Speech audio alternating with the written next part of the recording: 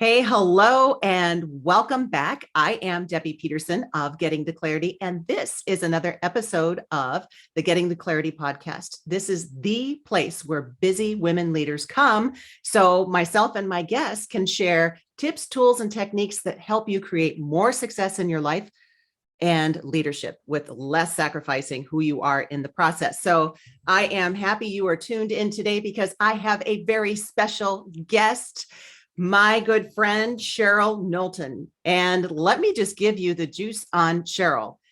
This woman is a powerhouse. As a matter of fact, her company is called Dynamite Productions, and she totally lives up to the company name. She is the Chief Energy Officer, yes, like the energetic bunny, and CEO of Dynamite Productions. And her tagline is energetic, engaging, and expertise. And that is what she brings to the real estate industry. Cheryl is all over residential and commercial real estate. She is what they call the compliance queen. So here's what she does for you. She keeps you out of jail and out of attorneys' offices. So Yes.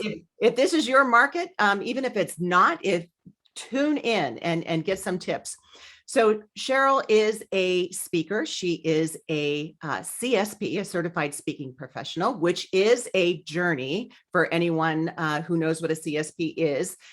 In the real estate industry, she is a trainer. She is a coach. She is a consultant. You can find her across pretty much all 50 states with the work that she's done. She is the author of 2 books. My personal favorite is Burn the Hamster Wheel. And she is in the process of becoming accredited through the International Coaching Foundation. So Cheryl's heart goes to her clients, and she does everything that she can to empower them to show up as their best and highest self.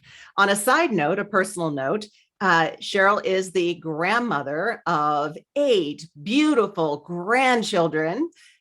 I'll tell you, the family pictures are amazing. And she is a total and complete, underline exclamation point, Disney fanatic. Oh, yes. Yes. So welcome, Cheryl Knowlton, to the Getting to Clarity podcast. I am so excited to have you here today. Oh, Debbie, I am so excited to be here. Thank you so much for inviting me to be here. It is my pleasure. And, as you know, this podcast and its listeners is designed to help busy women leaders to just really tune into the right things for them, to get strategies to be able to create more success in their leadership with less sacrifice in their life. And where I'd like to start is, can you give me just a little bit of background about what got you to where you are today? Oh my goodness. Yeah, I know the object of the game is to keep the entire show under 30 minutes. So I'll try to keep it brief. It takes me half an hour to introduce myself, which is why I do all day trainings and not as many keynotes. What a great question. I started on my journey in real estate in 1999. I had moved back to the California Bay Area, which is where I'm from, with my then husband and my 4 incredibly beautiful daughters. My youngest was about 8 months old when we moved back there.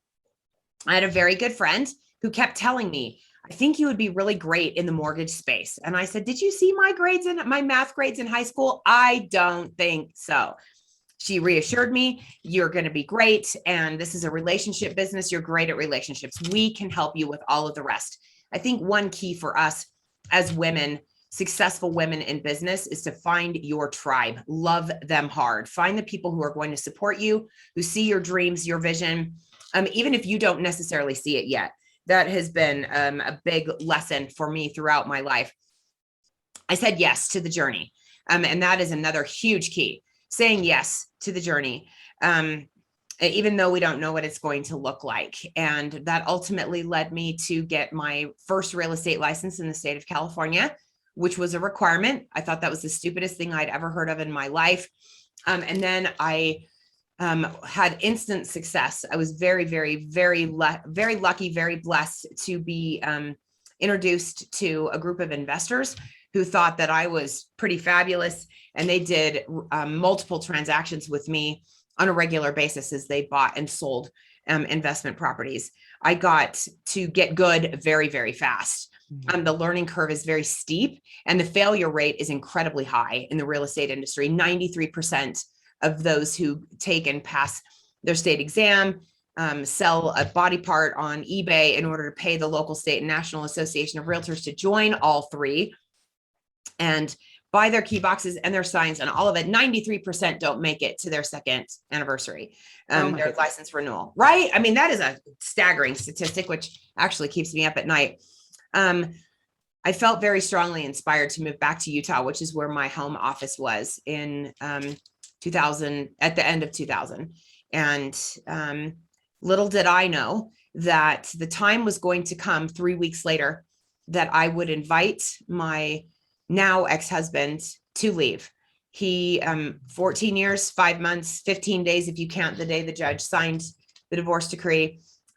He was, bless his heart, he was extremely abusive to me, to my girls, threatened to kill us on a multitude of occasions. And so in answer to your question, the real estate industry and my career, little did I know when I said yes to the journey, was going to provide me with the freedom that I needed to break free of abuse so that I could. Gives me goosebumps.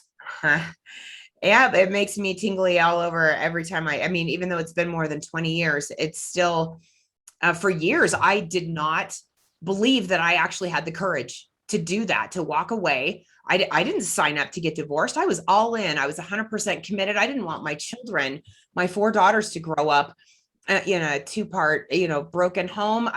There was no part of that I signed up for.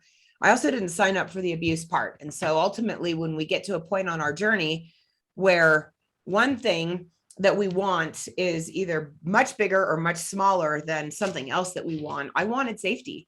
I wanted my girls to see a model of marriage that they would want to duplicate, fast forwarding in their lives. And today, all 4 of them are married to their sweethearts. And, none of our lives are perfect. I am also married to my sweetheart. We're coming up on our 20th wedding anniversary in February, my Prince Charming. None of it's perfect, and it's all gorgeous anyway. And because it's life, and we're human, but my girls are married to men who love and honor and cherish them, even though they are imperfect. And same thing with my husband. And it's a beautiful life. It's a beautiful life to know that you are loved and you can love in return. And I know that you feel that with your husband as well, because we are good friends and we've traveled together, and I know how much you love your husband, and it's everything when you are. It is. Yeah. And what a beautiful message. I mean, from tapping into that internal wisdom, okay, I signed up, I'm all in. And then getting to the point where it's like, but I didn't sign up for this. Yup. And going in and making that decision for yourself, first and foremost, and, for your girls, so that they can see it modeled about how it should be. Yes. And knowing that they've made those choices and that it isn't perfect. Yes. And I'm so glad you said that, Debbie, because ultimately, when I was in that moment of decision, it wasn't enough to do it for myself. I was not at a point where I put myself as a high enough priority, but they were. And so ultimately, for anyone listening, heaven forbid you are in a situation where you are anything less than cherished, if you are not safe,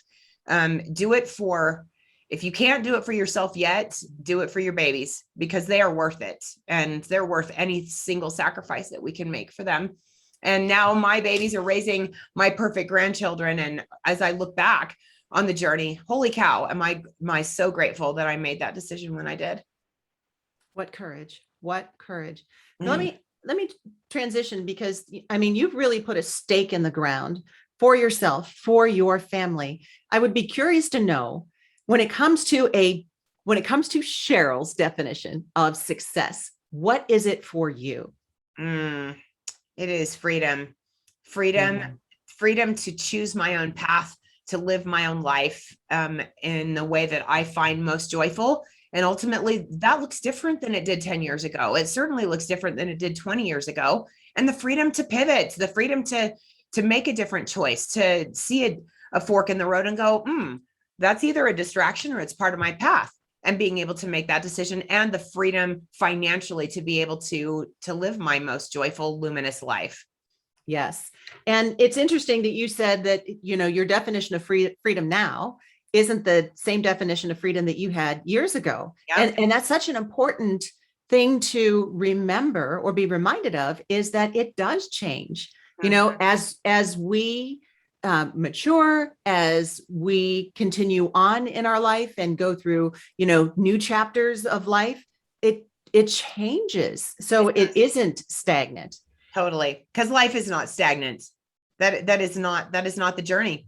You think of your favorite movie. For me, I am a gigantic Star Wars fanatic. And although I love them all, I'm going to totally go against the grain. The last three, 7, 8, and 9 are my favorites. Rey is my spirit animal. And for reasons that we can talk about maybe on another episode. But she's the only Star Wars character, or any other movie character for that matter, that I have a room in my house dedicated to her. 10 24 by 36 framed posters of her in my workout room. And I'm preparing for half marathon number 27 a week from Saturday. And that's what my second book is about. It's called I'm Only Half Crazy, Life Lessons Learned While Running 20 Half Marathons, getting ready for, so I'm writing as I go, the second book. Goal is to do 60 by 60. So 60 half marathons by my 60th birthday. And that book will be called I Have Entirely and Completely Lost It. So yeah, there's that. So tell me, how is it that so starting in the real estate market earlier on, and having that, fast learning curve, someone seeing, just that brilliance in you, which I totally agree. You are brilliant and fantastic. And then tell me, how did you transform into speaking and ended up traveling the country and just sharing your real estate brilliance in that Dynamite fashion with anybody who is, just signed up to take it all in? How did that happen? Oh my gosh. And that in and of itself was its own journey. After marrying my sweetheart, right about the time we hit our first wedding anniversary, we decided I'd had some really significant health challenges just a few weeks after we got married and wound up having emergency surgery. And we were in the mortgage origination space together on the retail side of lending, meaning we work directly with the public for purchases and refinances. We decided, where we did not have health insurance, that it would probably be wise for us to diversify our income and not have all of our eggs in our own basket, and also to seek for something that would provide us with some benefits. I was offered the very first job I applied for at the only company I wanted to work for at that point. You may have heard of it. It is no longer in existence, but it was Countrywide Wholesale Division. And I was there when Countrywide became #1 in the world on wholesale. I still have my little trophy that when we hit 1 billion with a B in funding in a 1-month period of time. And it was a very exciting time. This was in early 2003. So back before the mortgage meltdown. And they offered me a position of being a government account executive. And that was very unique and very new, which gave my boss the ability to give me a lot of latitude. I was one of 6 in the entire country. And I discovered that my clients, loan officers at that point in time, where no pre-licensing was required, examination, education, or post-licensing education, that was beginning to become a thing, but it was not yet a thing in the state of Utah and around the country. I decided, gosh, I'm seeing a lot of the same mistakes made over and over and over again. And so I put together my very first little class. It was free. It was called Ramp Up Your Purchase Business with FHA. Very sexy title. So sexy, in fact, that I created another one called Ramp Up Your Purchase Business with VA. Because that was my job, was to know FHA and VA, know those loan programs inside, outside, upside down, backward, forward. That sounds like a Dr. Seuss book right there. And I discovered, Debbie, that I loved it, and they loved it. And I watched the fire light in them as they got it, as they saw the mistakes that they were making, and said, oh, I'm going to be able to serve more people in a better way if I will up-level my skill set, up-level my education. So I'm not going to get as many denies and loan denials and then ultimately have clients disappointed. And since we are in an industry, in the real estate and mortgage industry, where there is no compensation unless you win. Can't imagine how my 49ers would be doing right now if they only got paid when they won. That's a whole nother topic for another day, right? Interesting sidebar. And so, you carved pretty much a niche out for yourself. I did. So fast forward to where you are now. You are traveling the country. Which is why I'm a little bit sick. I don't normally sound like this, friends at home. Sorry. I sound like Catherine Hepburn. Actually, this is a more calm and serene Cheryl, just, for those of you watching the interview or listening to the interview. I mean, normally it is a mile a minute and I would be chasing her throughout this whole interview. So let me ask, so, now you and your husband diversify your income, not have all the eggs in one basket. And it's okay. I started with this with Countrywide, and then it had morphed into what it's become today. So as we tie this back to, you are having incredible success. I mean, this is one of your best years ever, which is so well-deserved and absolutely amazing. And what I'd really like to know, with all of that going on, what are the choices that you make or the tips that you can give that you don't allow yourself to succumb to too much sacrifice? Because as busy women leaders, as successful people in our industries, there is always going to be some sort of sacrifice. My belief is that when you understand what you really truly want, that you make a decision about why you are making this. It's intentional. It's by choice instead of just happening by chance. So how do you deal with that? What an absolutely fabulous question. And that could be its own whole thing. I would have to say that getting very, very clear about my values and what I want the most in life is absolutely an essential piece of that. My amazing mindset coach, Dr. Aaron Wilkerson, has helped me to get very clear about what I want. And one of the first questions that he asked me are, what 7 things would you never, ever delegate, no matter what ever comes up in your life? What 7 things? I don't know what's magical about number 7, but that's a great question. It is a great question. And going through that exercise, wow. And just getting curious about what actually lights you up from the inside. For me, I found that road accidentally. I found that I loved speaking. And then I found that I loved creating courses, and I loved bringing them to life, and then creating the course, writing the course, and then teaching the course, which is ultimately what led me on my path to start speaking nationally. When you show up, dazzle. I have a slide for this when I'm speaking, what I'm doing. I've been the dean of the National Speakers Association Speakers Academy once, and I'm getting ready to do it again. We start in January, and there's a slide that says, don't suck. If you want to be a speaker, when you get the opportunity to take the stage, show up and freaking dazzle, bring it, because that is your best chance for getting new speaking engagements, is to dazzle and shine so much from the stage that you get more opportunities. And that is true, whatever it is that you do.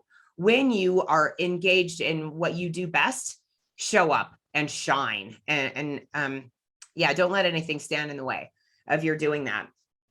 And then one thing that Dr. Aaron has helped me to get very clear about recently is my top 3 values in my life. Not personally, not professionally, just my top 3 values. What matters the most to me in my life? And then every single decision that I make personally or professionally, if it does not meet all 3, 1 out of 3 is not enough. 2 out of 3 is not enough. It has to meet all 3. Otherwise, it is a distraction. It is a temptress, and it is not part of my path. And so just being able to have a litmus test of, okay, does this actually work, has been very helpful for me to be able to gain clarity about, most recently, relationships, specific relationships. Yeah, and I love that, and that's something that I really want to latch onto, because it is really having that clarity about what's important to you. Yeah. Because what tends to happen, what I hear from my audiences, what I hear from my coaching clients, and I'm sure you do too, is that we focus on everything. We think as high performing women that we got to keep it all together. We got to keep all the balls in the air, and we don't. So starting with the question of, what are the 7 things that you will not sacrifice? Really leaves room for, okay, this isn't as important as I thought it was. Yep. And with the pandemic, it's almost been an epidemic of what it is that we value. I hear from so many people, it's kind of like, okay, what I was doing, I thought it was happy. I thought it was meaningful. And now, it's not. Things have shifted. And so it is getting clarity. And I love, and I work with Dr. Aaron as well. He is just amazing. Truly life-changing. The top 3 values, and not just aligning with one, but aligning with all 3. Yep. That worked a week ago today. That is a mic drop moment. And Yep. Yeah, getting clarity on what are your core values, like your core values for your life. And, I know there's a lot of exercises that you have, that I have, that help people get to that point. But when you find that clarity, don't sacrifice it. Like that is it, to the top of the summit. Yep. Yeah. That's it. Where we take pictures and pose and like, I did selfies with a beautiful vista behind us. So let me ask you, what are the strategies that you put in place to make sure that you're hitting that mark, that you're reaching that summit, since that's the metaphor we kind of opened up? What do you do to make sure that you're connected, aligned, and making the right decisions? That is a great question. Early in my career, I was introduced to an amazing coach, and I have found that I can't see the picture when I'm in the frame. I have found that to be, whether I'm training for a half marathon or whether I'm looking to take the next step in my career, having a coach has always been a part of my journey, because I need someone to tell me the things that I can't or don't want to see. And at this point in my journey, I have multiple coaches. It's like I'm a top athlete. And if I'm the quarterback, I've got an offensive coordinator, I've got my head coach, and then I've also got a quarterback coach who is looking at the minute details of exactly what I'm doing and helping me to refine those things so that I can each week take authentic action on what matters most to me. Yeah, absolutely. And I wholeheartedly agree. My belief is that we have clarity. It's inside of us. Our answers are inside of us. Yes. The question becomes, what is covering it up? And usually, if you're doing everything that you can and you're not getting the results that you want, it usually starts up here, the 6 inches between our own 2 ears. Yep. But clarity's inside. It's your guidance. And having people who can ask you the questions that cause you to get your own answers. It's with the coaching that you have and the coaching that I have, the coaches that I have in my life. It's like, okay, I'm too close to it. I don't have the ability to ask the questions of myself to help me get clarity. I need somebody outside of me to do that. So again, finding that person outside the frame, taking myself outside of that frame. So I love that as a tip. What are some of the biggest lessons that you have learned along the way? Because you've been on a journey. I have. One of the hardest lessons that I've learned is I will never, ever be able to make everyone happy all the time. And I would much rather be the pistachio ice cream of the world. Only 7% of people say that pistachio ice cream is their favorite. I would rather really sparkle and shine and serve the 7% rather than trying to be vanilla. And most people say that they like vanilla ice cream, but a very, very small percentage of people say it's their favorite. And I'd rather be the pistachio. I would rather serve my audience in a very significant way and help them make true and lasting change rather than trying to appeal to everyone. And that was a hard lesson for me. I wanted everyone to love me, and that's not a thing. That is not a thing. And that was a big realization and big work that Dr. Aaron has continually had to help me with. And like, am I engaged in people pleasing? Am I looking? It's more important for me to make a difference than it is to be loved by everybody. And that was hard. That was a big one. And I had my own with that as well. By the way, my husband's with you on the pistachio. That is his favorite. Nice. And, And, early on in my career, I had a supervisor.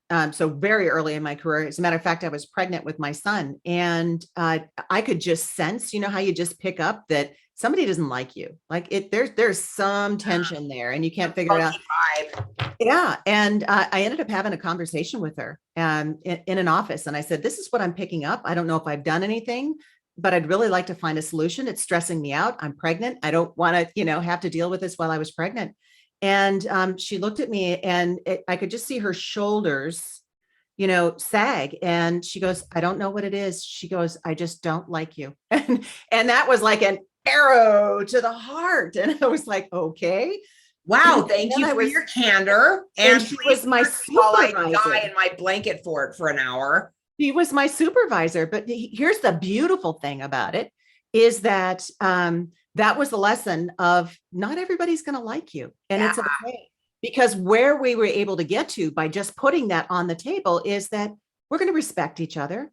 We're going to be, courteous to each other. We're going to have a professional relationship.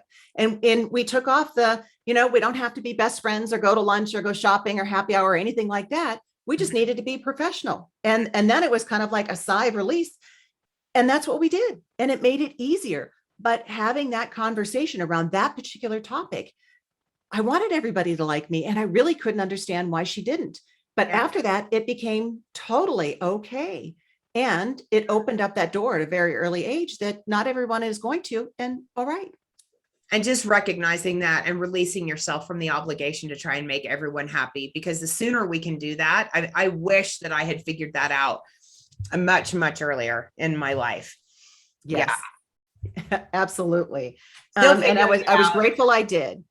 Yes. And I'm still figuring that out sometimes. And that's the beauty of having a coach. When Dr. Aaron knows me so well, and he will recognize and call it out, and he's not afraid to call it out. You're not looking for someone to blow sunshine up your skirt. That is not the purpose of a coach. The purpose of a coach is to help us see things that we can't or don't want to see. He and I call it shining the flashlight. He shines the flashlight on every aspect of my life, and he makes it safe for me to travel my journey, because he helps me see rocks and twigs and dragons and all sorts of things. And just recognizing a worthy journey is going to have worthy dragons. And yeah, he taught me that. And I love that, because Sleeping Beauty is one of my favorites. And Aurora. And I have a granddaughter named Aurora. And so my first grandchild, who's an actual Disney princess, that dragon scared the heck out of me as a kid. Yes. Yeah. And so Maleficent is my alter ego of anytime anything big is happening in my life. I get to confront my Maleficent dragon. And that's funny. I call myself Cruella. And there you go. You understand. Oh my goodness. I so get that. And it is a journey.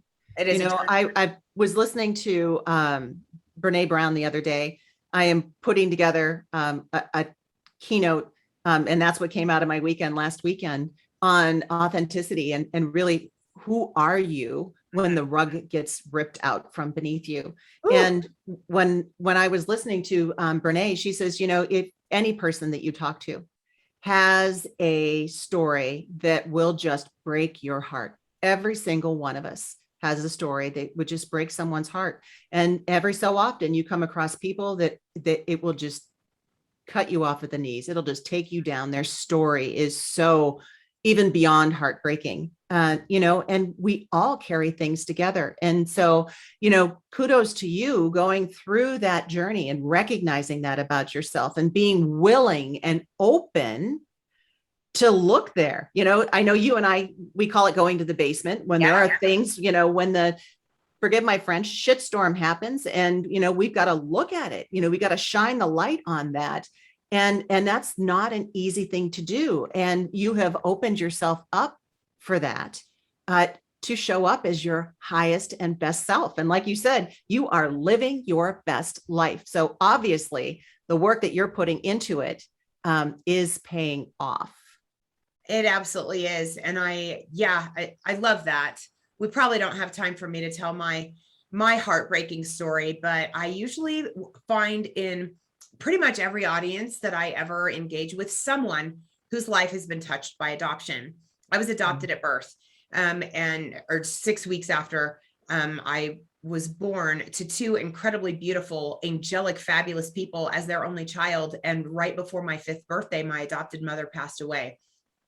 That whole, that portion of my journey goes toward all of it, when and how I became a people pleaser. And that's one thing that I really love. One of the many things I love about Dr. Aaron is he has taught me again and again, the things that we were denied as children growing up, even in our early adult life, the things that we were denied are the gifts that each of us were put on this earth to give. Yeah. And so just, we talk about clarity, and Debbie, I love how you talked about, it's all there inside of us. It's just like my little Herkimer diamond that I keep on my desk right here. It's all there. It's just and diamonds are built with pressure and pressure and pressure and pressure until boom, it comes to the surface. The same thing is true with each of us, but as women, we need to slow down enough to allow the fog to lift so that we can see the next piece of our journey. All of us have probably driven in fog, and it's terrifying. The first time I ever got pulled over was because I was driving too fast in fog, according to the officer. Thankfully, he did not give me a ticket. But if we're driving too fast in fog, we're going to hit something. Yeah. And then we're going to be forced to take a look at, I wonder what's going on here. Don't wait until you hit something to find a moment of clarity and calm and quiet so that you can get curious about what is it that really matters most to you. Clarifying Slow down if you want to speed up. Slow down to speed up. Heck yes. That's been a huge lesson for me this year. Yes, I think for both of us. And so Cheryl, as we wrap up, I would love to have you share what is it that you do for your clients, and in case we've got some of your peeps out in the listening audience, and how can they find you? Oh my goodness. Well, I recently launched my own podcast inspired by my beautiful, amazing friend, Debbie Peterson, who is my guest number 1. So guest number 1, she will always and forever be number 1. It is called Magnifying Brilliance. And that is what I do for my clients, is I help my clients to magnify their own brilliance so they can find and live their bliss. Mm-hmm. And whether that is teaching them the law so that they can stay out of jail, whether that's up-leveling their skills, whether that's coaching, whether that's through one or more of my books, which are both on Audible now, thanks to my amazing team. I am here to help shine a light for others, to hold their flashlight so that they can traverse their own journey. And I don't put the pressure on, I create the safety so that people can discover their own diamonds. Lovely, lovely. And where can they find you? So my website right now is www.CherylKnows.com. And right now that is for Dynamite Productions. That will be switching over soon to my speaking website, but no matter what, that is how you can find me. You can find my books on Amazon or on Audible. Just my name, Cheryl, Cheryl Knowlton, Knowlton. And books, podcasts, website, reach out, holler at me. Let me know how I can serve you and support you and help you on your journey. Beautiful, beautiful. So look up Cheryl, find her, follow her, make sure that you find her podcast and subscribe, rate, recommend, and that would be just beautiful. Cheryl, I can't thank you enough for coming on today and just shining your brilliance for everyone to see and hear. I love you, my friend. I love you, my friend. Thank you for the opportunity to be here and to share a few minutes with your brilliant listeners. You are more than welcome. And okay, everyone, I hope you enjoyed today's episode. And until the next time, here is wishing you all the clarity that you deserve. Take care and bye-bye for now.